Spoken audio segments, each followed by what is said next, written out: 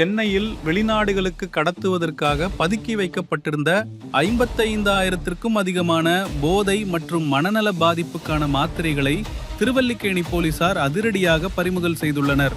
இந்த சட்டவிரோத கடத்தல் கும்பலைச் சேர்ந்த 3 பேரை போலீசார் கைது செய்து சிறையில் அடைத்துள்ளனர். இது குறித்த முழுமையான விவரங்களை பார்க்கலாம்.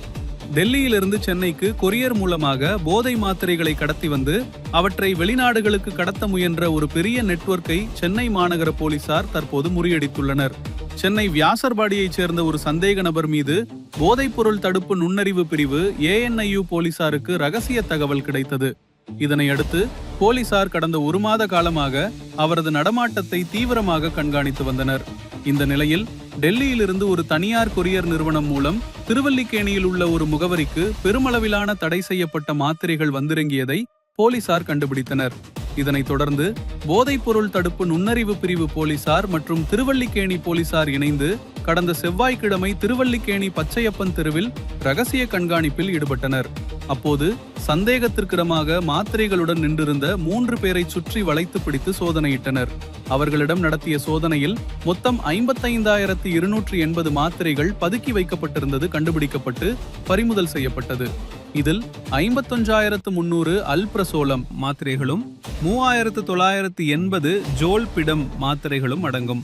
இவை மருத்துவர்களின் பரிந்துரை சீட்டு இல்லாமல் விற்கக்கூடாத, தவறாக பயன்படுத்தினால் போதை தரக்கூடிய வீரியமிக்க மாத்திரைகளாகும். இந்த கடத்தல் சம்பவத்தில் தொடர்புடைய வியாசர்பாடியை சேர்ந்த சையத் அபுதாகிர், சேப்பாக்கத்தை சேர்ந்த முகமது ரத்தீஸ், திருவல்லிக்கேணியை சேர்ந்த முஜாஹிதீன் ஆகிய 3 பேரையும் போலீசார் அதிரடியாக கைது செய்தனர்.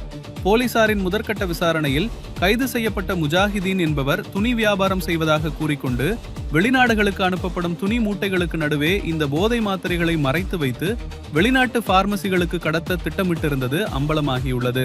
இதுகுறித்து வழக்கு பதிவு செய்த போலீசார் இந்த கும்பலுக்கு டெல்லியில் மாத்திரைகளை சப்ளை செய்தது யார், வெளிநாடுகளில் இவர்களுடைய நெட்வொர்க் யார் யாருடன் இணைந்திருக்கிறது என்பது குறித்து தீவிர விசாரணை நடத்தி வருகின்றனர்.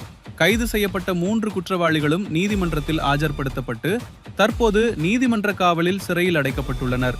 இதுபோன்ற குற்றச்சம்பவங்களின் உடனுக்குடன் தகவல்களை தெரிந்து கொள்ள தொடர்ந்து இணைந்திருங்கள் HKS வாய்ஸ் மீடியாவுடன். நன்றி, வணக்கம்.